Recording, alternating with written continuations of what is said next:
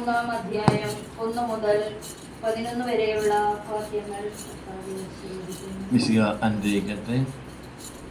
ഞങ്ങൾ വീണ്ടും ആത്മപ്രശംസ ചെയ്യുകയാണോ? മറ്റു ചിലർക്ക് എന്നതുപോലെ ഞങ്ങൾക്ക് നിങ്ങളുടെ പേർക്കോ നിങ്ങളിൽ നിന്നോ ശുപാർശ കത്തുകൾ ആവശ്യമുണ്ടോ? ഞങ്ങളുടെ ഹൃദയങ്ങളിൽ എഴുതപ്പെട്ടതും സകല മനുഷ്യരും അറിയുകയും വായിക്കുകയും ചെയ്യുന്നതുമായ ഞങ്ങളുടെ ശുപാർശ കത്ത് നിങ്ങൾ തന്നെയാണ്. മഷി കൊണ്ടല്ല, ജീവിക്കുന്ന ദൈവത്തിന്റെ ആത്മാവ് കൊണ്ട്, കൽപ്പലകളിലല്ല, മനുഷ്യരുടെ ഹൃദയഫലകങ്ങളിൽ ഞങ്ങളുടെ ശുശ്രൂഷ വഴി എഴുതപ്പെട്ട ക്രിസ്തുവിന്റെ ലിഖിതമാണ് നിങ്ങൾ എന്ന് വ്യക്തമാണ്. ഇതാണ് ക്രിസ്തു വഴി ദൈവത്തിലുള്ള ഞങ്ങളുടെ വിശ്വാസം. സ്വന്തമായി എന്തെങ്കിലും മേന്മ അവകാശപ്പെടാൻ ഞങ്ങൾ യോഗ്യരല്ല. ഞങ്ങളുടെ യോഗ്യത ദൈവത്തിൽ നിന്നാണ്.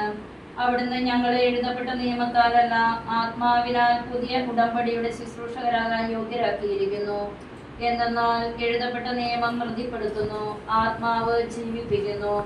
കൽപ്പലകയിൽ എഴുതപ്പെട്ട മരണത്തിന്റെ നിയമം തേജസ്സിലാണ് നൽകപ്പെട്ടത്. ആ തേജസ് മങ്ങിക്കൊണ്ടിരുന്നപ്പോൾ പോലും ഇസ്രായേൽ ജനത്തിന് നോക്കാനാവാത്ത വിധം മോശയുടെ മുഖത്തെ ചുരുപ്പിച്ചു.